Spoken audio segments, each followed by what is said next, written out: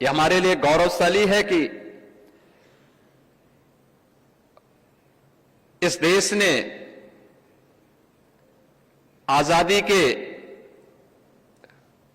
अमृत महोत्सव वर्ष के उपरांत अमृत काल के प्रथम वर्ष में 3 नए कानून, जिनकी धारणा ही न्याय है, उसे लागू किया है। ये 3 नए कानून भारतीय न्याय संहिता, भारतीय नागरिक सुरक्षा संहिता और भारतीय साक्ष्य संहिता, इन्हें सफलतापूर्वक लागू करने में आज पूरा देश तेजी के साथ आगे बढ़ा है।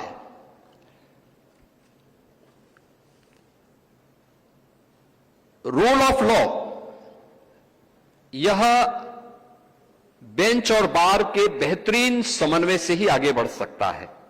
जब हम बेंच की बात करते हैं तो यह सामान्य रूप से एक आम मानविकी के विवेक का प्रतीक है, और बार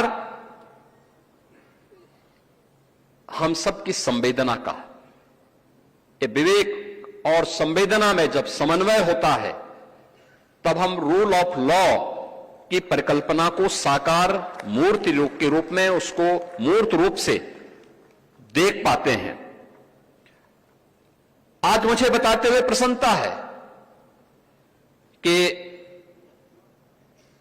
इसमें बेहतर समन्वय हो, इसके लिए हम लोगों ने उत्तर प्रदेश में इंटीग्रेटेड कोर्ट कॉम्प्लेक्स बनाने प्रारंभ किए हैं। 10 जनपदों के लिए एक साथ हम लोगों ने धनराशि भी इसके लिए जारी की है, जिसमें एक ही कैंपस में सभी प्रकार के कोर्स, जिले स्तर के सभी कोर्स होंगे।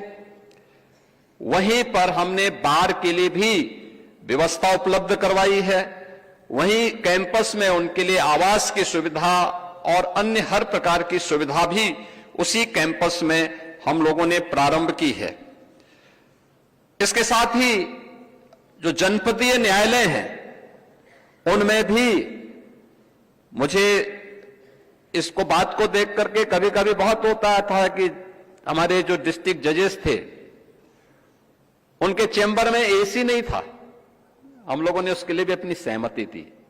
आज यह लग्जरियस आइटम नहीं बल्कि आज की आवश्यकता बन गई है, और वहां पर कम से कम बार और बेंच के बीच में बेहतर समन्वय हो। अगर बार का कभी गुस्सा भी आए तो वह बेंच उस एसी की ठंड से उस गर्मी को थोड़ा शांत करने में मदद कर सके। तो इसके लिए इन सभी सुविधाओं को वहां पर देने का कार्य किया गया है, और डिजिटल डिपोजिशन राइटर की व्यवस्था भी हम लोगों ने वहां के लिए स्वीकृति दी है।